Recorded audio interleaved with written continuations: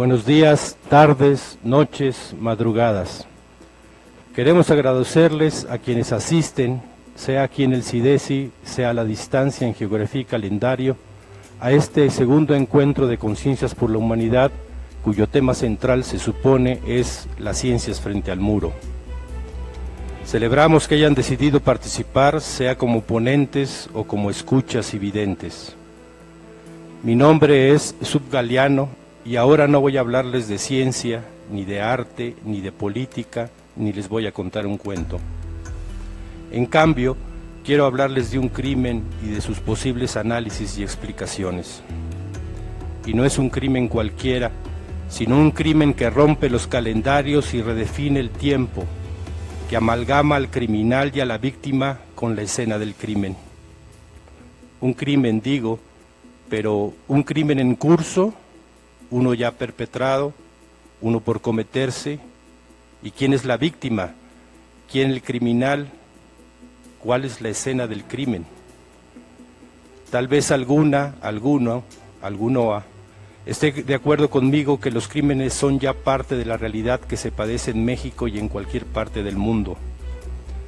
Crímenes de género o feminicidios, de homofobia, racistas, laborales, ideológicos, religiosos, por la edad, por la apariencia, por negocios, por omisión, por el color y así. En resumen, un territorio anegado en sangre, tanta que las víctimas ya no tienen nombre, son solo números, índices estadísticos, notas de interiores o de relleno en los medios de comunicación, incluso cuando la sangre es de quienes como ellos, ellas, trabajan de comunicadores. Miles de crímenes con minúsculas que se alimentan de un crimen mayor. La aberración es tan grande que los deudos de las víctimas tienen que luchar ya no por la vida de sus ausentes, sino porque no mueran dos veces, una de muerte mortal y la otra de muerte de memoria. Para no ir muy lejos, en México ya se puede decir que alguien murió de muerte natural cuando es víctima de la violencia. Cada actividad, cada paso, cada instante de una vida otrora normal, ahora transcurre en incertidumbre. Llegaré con vida al trabajo, a la casa, a la escuela, al día siguiente. Encontrarán mi cuerpo, estará completo, dirán que yo lo provoqué y me harán responsable de mi ausencia. Tendrán mis cercanos que luchar por encontrarme, por recordarme, mi familia, mis amistades, la gente que me conoce, quien no me conoce, dedicarán un pensamiento a mi muerte, un tuit, un comentario en voz baja, una lágrima, y después seguirán adelante, guardarán silencio. ¿Cómo reaccionarán cuando no se diga que asesinaron a una mujer, sino que una mujer murió? ¿Cuál su valoración cuando la nota roja detalle mi ropa, la hora, el lugar? ¿Alcanzará mi muerte el mínimo necesario para que los gobernantes decreten una alerta de género? ¿Mi asesino, sí, en masculino, será castigado? ¿Quién explicará que del crimen que me atacó por ser mujer? Sí, joven, niña, adulta, madura, anciana, bonita, flaca, gorda, alta, baja, siempre mujer. ¿Por qué no me advirtieron que nacer y crecer mujer en este calendario, en cualquier geografía, reducía mi esperanza de vida y que cada maldito minuto iba a tener que luchar ya no solo para ser valorada y respetada por mis méritos, grandes o pequeños, para tener una retribución justa por mi trabajo, para tener oportunidades de estudio, de trabajo, de relación, para ser feliz o infeliz, según fuera arrastrándome o caminando o corriendo por los calendarios, para ir tirando pues, o como cada quien le diga vivir? No, resulta que también tengo que luchar para que no me maten, no una, dos, 3, 100, miles de veces. Porque me mata el hombre que me mata y me mata quien ignora mi muerte, la matiza, la maquilla, la enmascara, la ensucia con su maledicencia.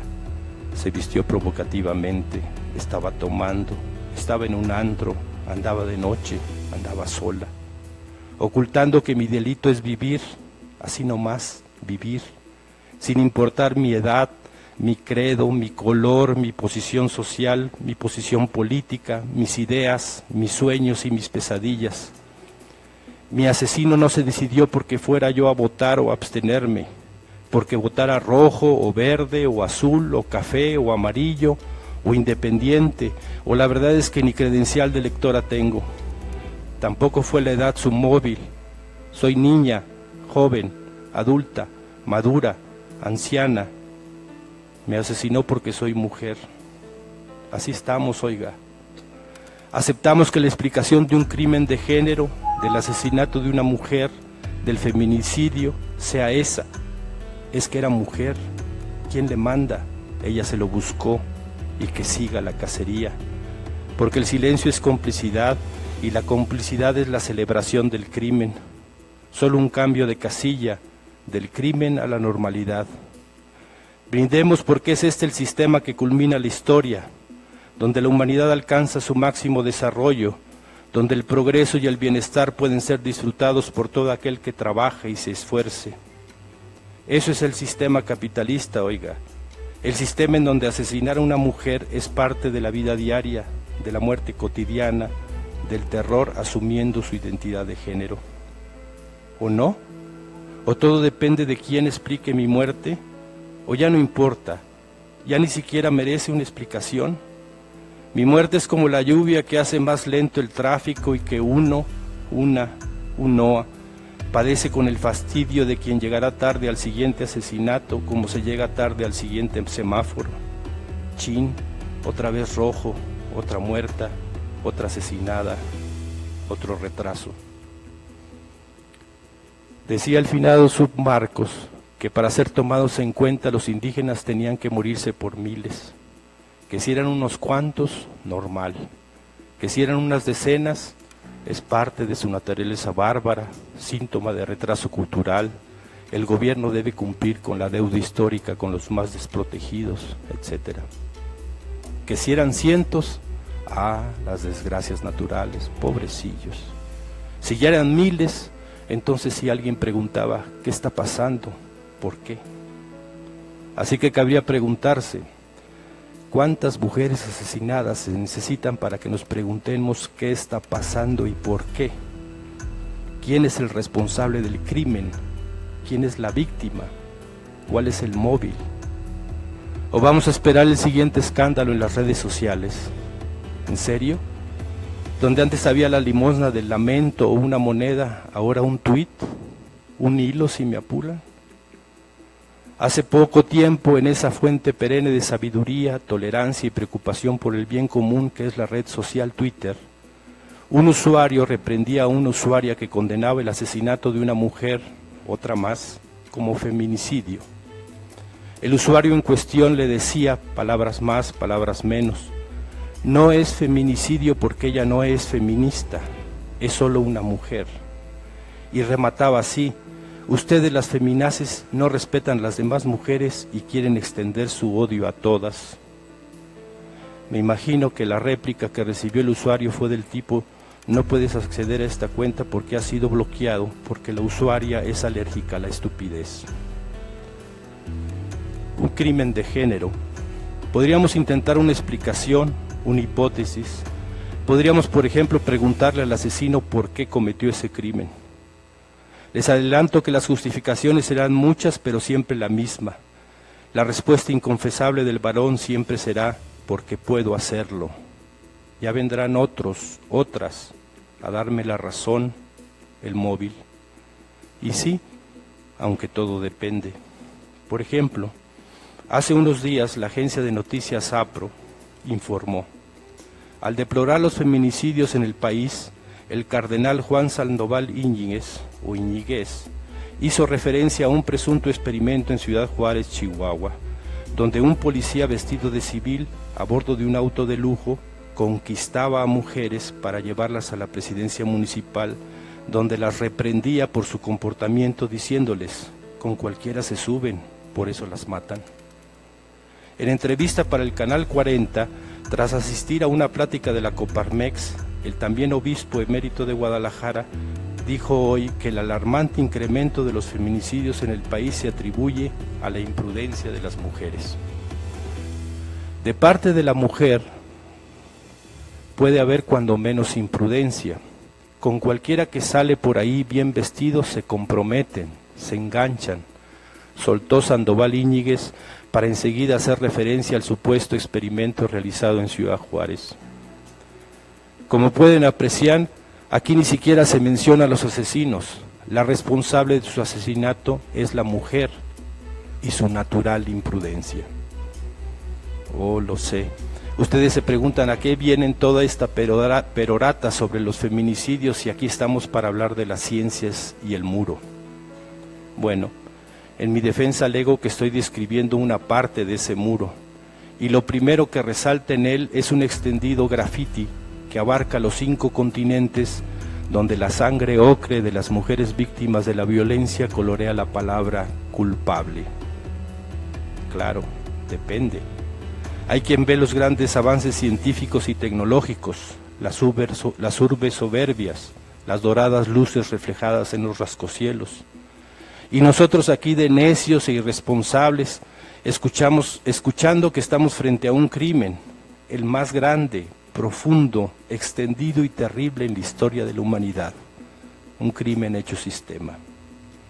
Pero yo aclaré al inicio que no iba a hablar de ciencia, ni de arte, ni de política, ni iba a contar un cuento. Dije puntualmente que iba a hablar de un crimen, así que va en su cuenta de usted si sigue escuchando, leyendo o dándole clic al icono de recarga porque la transmisión en stream ya se cayó y la pantalla de la compu, la tableta, el celular, se congeló en esa palabra que bien puede resumir la explicación que el sistema da a los asesinatos de mujeres: culpable. Y mientras la transmisión se reanuda, volteo a mirar hacia arriba para ver y escuchar si alguien está hablando de eso, de esos crímenes, pero nada. Tal vez falla mi conexión y en realidad sí se está hablando de eso y se están proponiendo planes, estrategias, tácticas para acabar con esa pesadilla. Y entonces, mientras la transmisión se reanuda, usted, nosotras, nosotros, escuchamos las palabras del poeta Juan Bañuelos. Es apenas un eco el sonido de su voz porque es de hace 10 años, en ocasión del homenaje que recibió en el Encuentro de Poetas del Mundo Latino en el año del 2007. En su voz no hay celebración por el premio, hay en cambio un ligero temblor de dolor, de indignación, de rabia. Ahora se escucha. Pero a lo que voy concretamente es a lo siguiente. El 22 de diciembre de 1997 se perpetró el asesinato de 45 indígenas en la comunidad de Acteal, que está en el municipio de San Pedro Chenaló, en el estado de Chiapas. La más sangrienta de muchas agresiones que han sufrido, la hazaña con que mujeres, niños y hombres fueron asesinados por grupos paramilitares. El gobierno quiso explicar que se trataba de luchas intertribales. No es casual también que la mayoría de los muertos hayan sido mujeres, ni que la violación sexual hecha por los grupos paramilitares fuera para sembrar el terror en las comunidades y para atacar los proyectos autonómicos. Desde la fundación del grupo indígena Las Abejas, la respuesta fue la violación tumultuaria en diciembre de 1992 contra las esposas de los fundadores, una de ellas con 7 meses de embarazo. La masacre de Acteal significa que matando a las mujeres se destruye un símbolo de la resistencia. El fin es matar la semilla. Ese fue el grito de los paramilitares ese 22 de diciembre, que no se multipliquen más los indios. El asesinato en Acteal no es una hechura de una violencia loca ni de venganzas tribales o personales. El que no se haya investigado a fondo y se identifique a los culpables en estos 10 años de los hechos es responsabilidad solo de los grupos de poder estatales y de los presidentes de México que hemos tenido. No se ha resuelto nada. Imagino que hay una pausa, tal vez para aclarar la voz, tal vez para tratar de controlar la rabia. Al día siguiente del 22 de diciembre de 1997, fui enviado a Actial como miembro de la CONAI, Comisión Nacional de Intermediación por la Paz, para investigar lo que había sucedido. La impresión fue espantosa. Hallamos ropas ensangrentadas de niños y mujeres en las ramas de los arbustos y en una cuevita donde trataron de esconderse. Algunos de los sobrevivientes dieron su testimonio contando pormenores sobre cómo fueron masacradas algunas mujeres al abrir su vientre, 4 estaban embarazadas, y extraerles a sus no natos, con tal saña que sintetiza una política de exterminio. Micaela, una niña de 11 años, tiene mucho miedo. Ella nos cuenta que desde temprano está con su mamá rezando y jugando con sus hermanitos para que no den lata. Hay varias mujeres en la ermita. A las 11 de la mañana empieza la balacera. Los niños empezaron a llorar y hombres y mujeres empezaron a correr. Y a otros los alcanzó la bala ahí mismo. Un disparo le llegó por la espalda a la mamá de Micaela. La encontraron por el llanto de los 2 niños que luego fueron asesinados. Micaela se salvó porque la creyeron muerta. Tenía mucho miedo y fue a esconderse a la orilla del arroyo. Ahí vio cómo los paramilitares regresaron con machetes en la mano, se reían, hacían bulla, desvistieron a las mujeres muertas y les cortaron los pechos. A una le metieron un palo entre las piernas y a las embarazadas les abrieron el vientre y sacaron a sus hijitos y juguetearon con ellos. Los aventaban de machete a machete. Después se fueron los tipos gritando y gritando. A Micaela lo tomó de la mano su tío Antonio para ir a buscar a sus primos o a gente conocida que pudiera estar viva entre los muertos. Ella sigue relatando: rescatamos a 2 chiquitos que estaban junto a su madre muerta. El niño tenía la pierna destrozada. Otra niña tenía el cráneo desbaratado y se revolvía tratando de aferrarse a la vida. Después del genocidio, muchos no pudieron combatir la tristeza. Marcela y Juana han perdido la razón, ya no hablan, solo emiten monosílabos ante el ruido de helicópteros militares que sobrevuelan la comunidad. Juan Bañuelos se disculpa. Sabe que su palabra sonará anacrónica para algunos de los asistentes de entonces y de ahora. Que el público de esta noche me perdone si en esta fiesta de la palabra con poetas de diferentes países he tenido que abordar la matanza espantosa de Actial de hace 10 años, aún sin ninguna solución, pero es que yo nací en Chiapas y fui miembro de las CONAI y no puedo mantenerme callado. A algunos les pareceré radical por exigir cambios profundos en mi país. Sin embargo, les respondo con el pensamiento de José Martí, el gran poeta de América. Radical no es más que eso, el que va a las raíces. No se llame radical a quien no ve las cosas en su fondo, ni se llame hombre quien no ayude a la seguridad y dicha de los demás hombres. Porque hay que sostener que patria es humanidad. Por lo mismo y por lo tanto, este homenaje a mi persona lo trasfondo, lo cambio y lo transfiero a la memoria de los masacrados en Actial. Juan Bañuelos, poeta al fin, lee el poema de la poetisa Shuaka Utsuni titulado Para que no venga el ejército. Escucha, sagrado relámpago, escucha, santo cerro, escucha, sagrado trueno, escucha, sagrada cueva.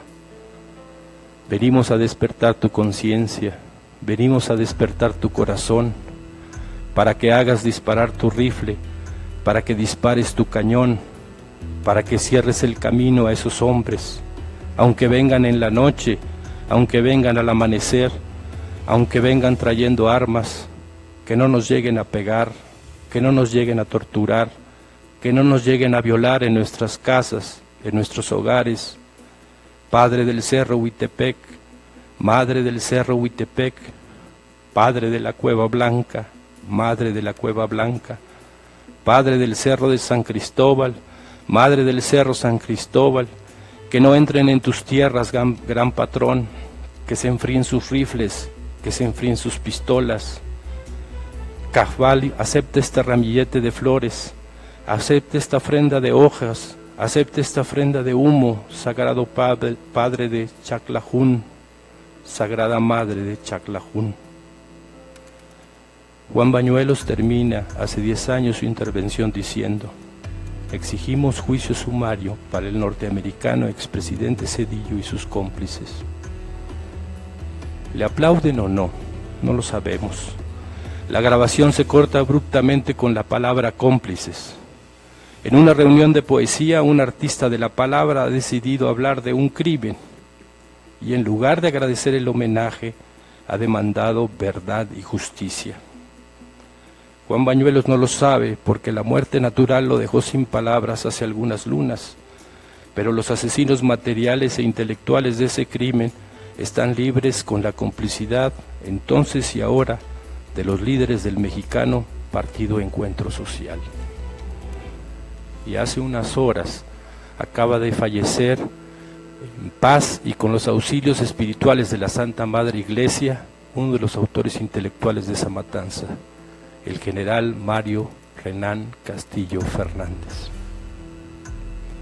Y donde digo Actial, pueden ustedes, ajustando su calendario, decir ahora Chalchihuitán o Chenaló, y agregar la variable de la disputa por la próxima gubernatura de Chiapas entre el PRI rojo y el PRI verde.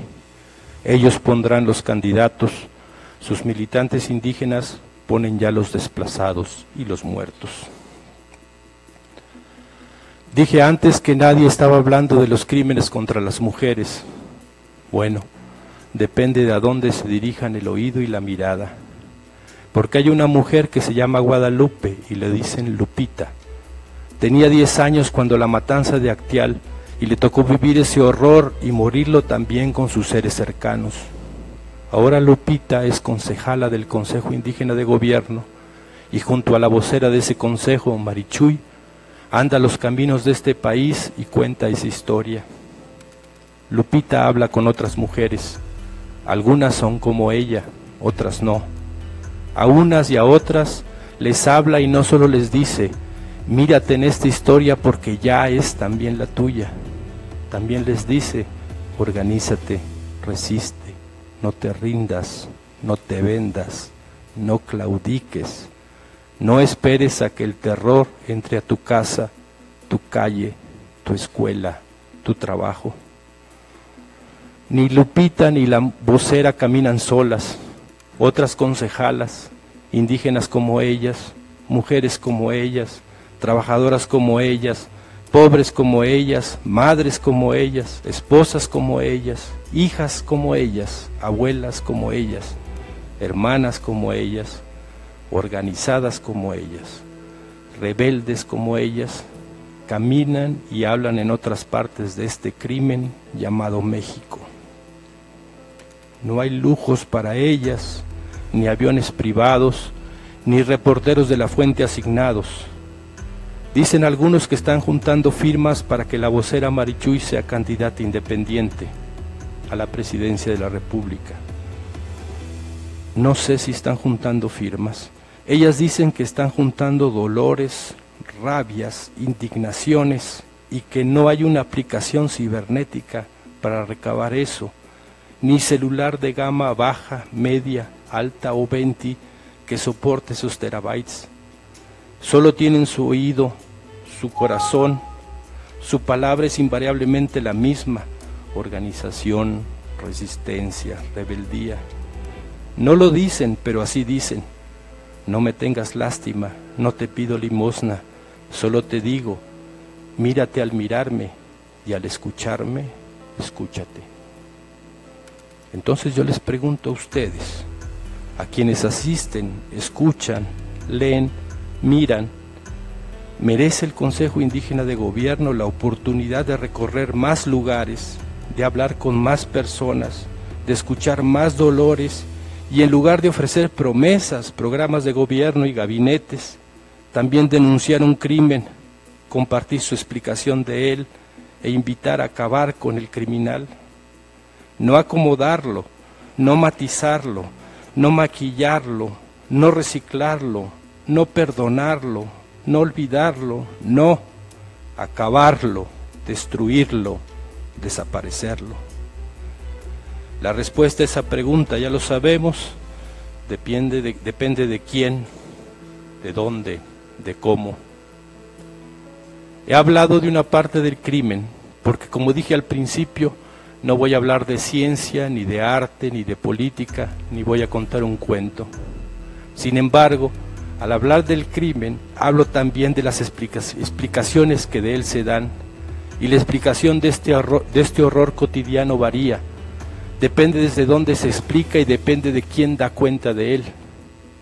Fiel a su esquema a modo, el Partido Revolucionario Institucional de Actial renovó su persistencia delictiva en este sexenio.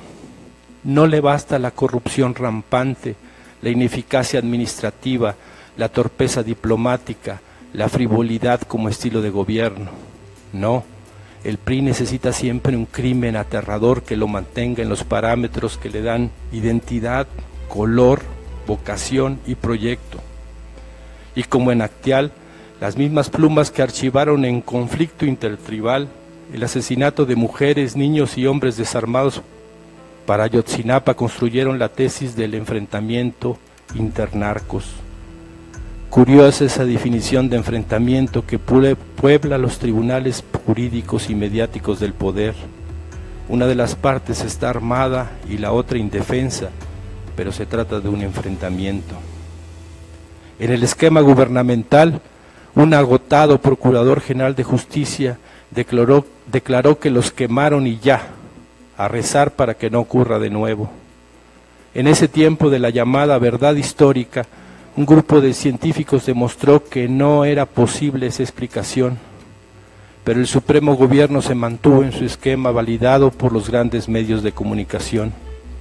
La desaparición forzada de los jóvenes estudiantes de la Escuela Normal de Ayotzinapa en el estado de Guerrero sigue siendo atribuida a una banda narcotraficante rival. Y en torno a ella se construye un esquema de entendimiento de la realidad. El PRI hecho gobierno sostiene con un cinismo escalofriante que todo lo que lo exhibe como lo que es decir, un sicario con gabinete graduado en el extranjero, es siempre atribuible al Satán en turno, en este caso, el crimen organizado en contubernio con un grupo de científicos perversos. El gobierno tricolor confiesa así, con una imbecilidad blindada, que no es responsable de nada porque él es, en esencia, el crimen desorganizado. Pero como en Actial, en Ayotzinapa hay quien no se resigna, quien no se rinde, quien no se vende, quien no claudica y con tierno empeño persiste en la demanda de verdad y justicia. Creo que hay una cosa en neurobiología que se llama el síndrome del miembro fantasma. No me hagan mucho caso, mejor acudan a quien le sabe a eso de la neurociencia. Pero creo consiste en que hay percepción de sensaciones de que un miembro del cuerpo humano que ha sido amputado todavía está conectado al cuerpo. Es decir, ya no se tiene la mano, o el brazo, o la pierna, o el ojo, pero se siente que sí se tiene. Y tal vez es un supositorio cuando decimos fue el Estado fallido o narcoestado, nos estamos refiriendo a una ausencia, y que lo que contemplamos y de lo que nos quejamos no es sino una muestra del síndrome del miembro fantasma. El Estado Nacional ha sido amputado en la etapa actual del capitalismo y lo que percibimos es el eco de su existencia. Ya no hay Estado, lo que hay es una banda de criminales sostenida por un grupo armado que se amparará en la Ley de Seguridad Interior para que el dolor y la rabia no falten en las mesas cotidianas de México. Hace unos días el señor Enrique Peña Nieto ha declarado, palabras más, palabras menos, que este del 2017 fue un buen año para México. Al escucharlo decir esto, uno se pregunta si no es alguien a quien le han amputado no solo la vergüenza y la decencia, también el cerebro, y refleja el síndrome del miembro fantasma. Ya no tiene cerebro, pero actúa como si lo tuviera. Todo depende de un punto de vista, nos dicen las 1000 lenguas del poder. No hay una realidad conocible, sino múltiples realidades que dependen de esquemas diferentes. Entonces yo vengo a preguntarles, si hay un crimen, ¿su explicación depende de un punto de vista o podemos analizarlo con el apoyo de las ciencias? Gracias por el oído, gracias por la mirada y gracias sobre todo por su impopular práctica científica.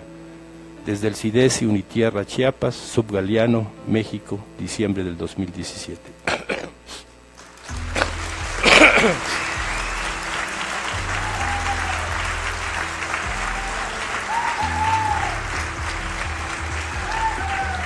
Del cuaderno de del cuaderno de apuntes del gato perro. Depende.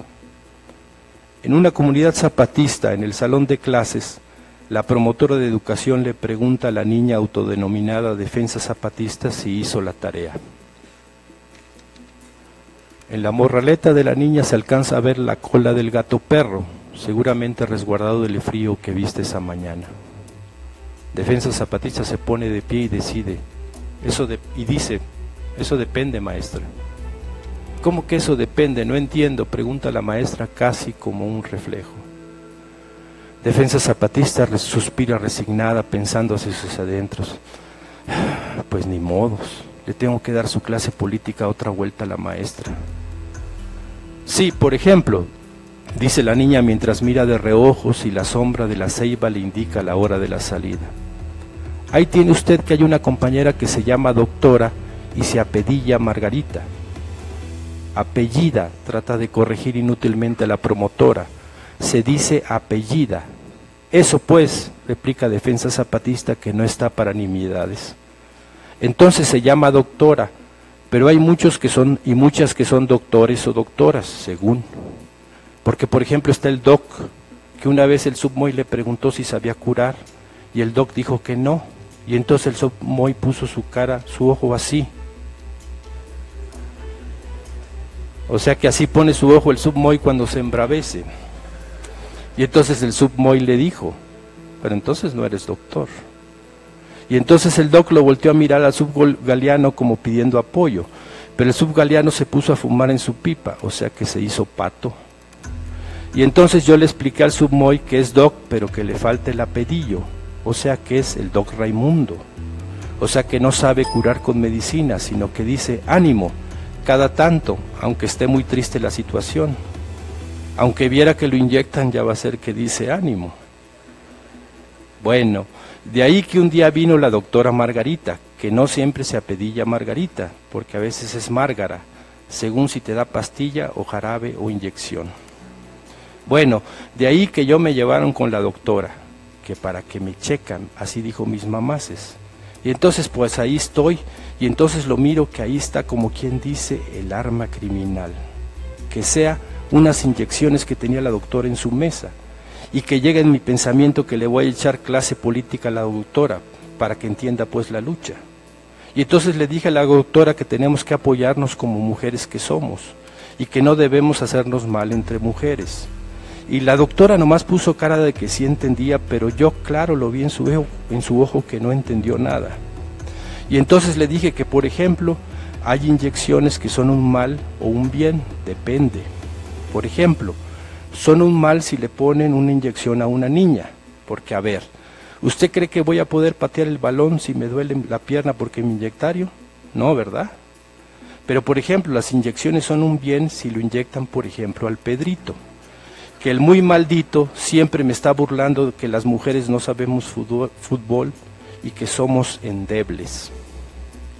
Yo no sé qué cosa es endebles, pero rápido lo miré que el Pedrito no está respetando como mujeres que somos, y ahí nomás le di un zape de endeble para que no ande mal hablando.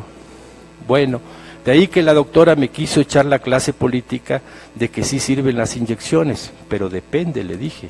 Y entonces le dije que como mujeres que somos, nos tenemos que apoyar y que nada de inyecciones a las niñas, nomás a los niños.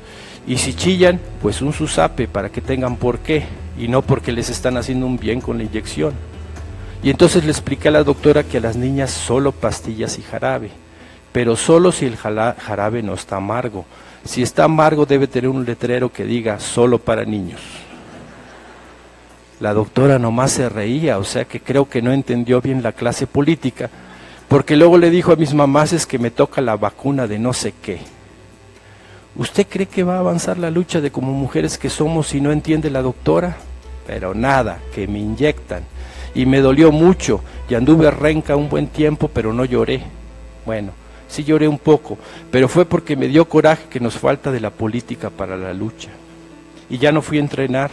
Así que si luego sale que no se complete el equipo rápido, pues ahí está que es culpa de no entender la política. Bueno, de ahí que pues me fui a platicar con el señor ese que se llama Sherlock y se apellida Holmes. Nota en celtal, Holmes quiere decir cabeza de escoba. Y es una planta que luego la usan para hacer escoba y barrer las champas. Es un poco raro que así se puso de apellido, pero creo que es porque tiene la cabeza de escoba de por sí. Bueno, ese Holmes tiene de compañía uno que se llama doctor y se apellida Watson, o sea, pelo de tortilla. Y pobrecito, siempre tiene cara como de que no entiende y rápido se ve que no lo quiere al gato perro porque le da la vuelta. Bueno, de ahí que en otra vuelta te cuento de eso, maestra, porque si no se me va a ir el día en la explicación política. Entonces, maestra, si usted pregunta si hice la tarea, es que no está cabal la pregunta, porque como ya expliqué, depende. Por ejemplo, supe su nombre, pero falta el apellido, porque ahí está que si el apellido es Moy, pues ahora sí que ya la molamos porque el submoy no apoya y me dice que tengo que obedecer a mis mamaces. Pero por ejemplo, si el apellido es Galeano, pues ya es diferente porque el subgaleano sí apoya de resistencia y rebeldía y deja que el gato perro se duerme en su computadora y nos comamos las mantecadas que se roba de la cooperativa. Claro, el subgaleano dice que no las roba, sino que las toma prestadas, pero yo lo sé que no las regresa. ¿Cómo las va a devolver si ya nos las zampamos con el gato perro aquí presente? El gato perro mueve la cola. Bueno, de ahí que yo le pregunté al subgaleano si a él le han puesto inyecciones, y el subgaleano me dijo que en la comandancia no se pueden decir malas palabras. O sea que yo entendí que inyecciones es una mala palabra para el subgaleano, pero la doctora Margarita dice que no es mala palabra. Ahí se ve claro que las inyecciones son malas palabras, depende si te inyectan a ti o al Pedrito. Que el muy maldito me vino a acusar que le di un zape y que era violencia de género. ¿Va usted a creer que así dijo? Yo le expliqué a mis mamás que solo me defendí porque el Pedrito me insultó. O sea que como quien dice, le apliqué la equidad de género. Y mis mamás, pues, ¿cómo le diré? Le falta, pues, para entender la lucha de como mujeres que somos, y me castigó que no voy a ir a entrenar. Y entonces yo le dije que iba en su cuenta si no completábamos el equipo, pero ella, nada que qué equipo ni qué nada, que tengo que hacer la tarea. Entonces yo me salí a hacer la tarea y lo llevé en mi cuaderno de apuntes. Y entonces ahí tiene usted que el gato perro aquí presente se acostó en el cuaderno y anda vete. ¿Tú lo crees que vas a poder moverlo al gato perro si ya se echó a dormir? Nunca mente. Si nomás te acercas un poco y haces su gruñido ese que el lenguaje de gato perro quiere decir, si me quitas vas a morir. Entonces pues yo pensé que para qué me voy a morir si todavía estoy niña y falta que críe. Y el subgaleano me contó un día que no sirve morirse, que es muy aburrido estar muerto, que nomás no pasa el día. Y un día el subgaleano estaba viendo unos videos de unas personas que no se mira bien qué son, pero están explicando que luchan porque se respete su modo. Y yo le pregunté al sub si son hombres o son mujeres, y el sub me respondió, depende. O sea que el caso o cosa, según, es que no basta con lo que se mira o se oye, sino que hay que tomar en cuenta muchas cosas y hay que escuchar, así dijo el sub. Porque, por ejemplo, si a mí me miran, piensan que soy una niña, que estoy así nomás, que acaso estoy pensando nada. Pero viera que me preguntan, pues primero les digo que me llamo Defensa y mi apellido Zapatista y pienso muchas cosas, o sea que depende. Durante toda la perorata de la niña, la promotora de educación ha puesto cara de resignación, pero respira aliviada cuando ve que el Pedrito, sentado adelante, levanta la mano con insistencia. La maestra aprovecha un respurio de la niña y dice: a ver, Pedrito, ¿qué tienes que decir? El Pedrito se levanta y alega: creo que Defensa Zapatista no entendió lo que quise decir, porque cuando alguien dice endeble, depende del contexto. La niña mira al Pedrito con cara de me las vas a pagar, maldito. La maestra ya se resignaba a escuchar uno de los derroches de erudición del Pedrito cuando sonó la campana de salida. Todos salieron corriendo con Defensa Zapatista delante de todos. Ya afuera, la niña sacó al gato perro de la morraleta y le dijo al oído: parece que ya nos salvamos. Entonces vio a la promotora hablando con sus mamaces y agregó: bueno, depende. Y se fue corriendo a buscar el balón de reserva que el subgaliano le guardaba en la comandancia, a cambio de que no se supiera nada del misterioso caso de las mantecadas desaparecidas que ya investigaba sin mayor trascendencia aparente Elías Contreras, Comisión de Investigación del EZLN. Doy fe, el gato perro. Al inicio de mi intervención les dije que no iba a hablar de política, ni de ciencia, ni de arte, y que no iba a contarles un cuento. ¿Mentí? Bueno, depende. Gracias.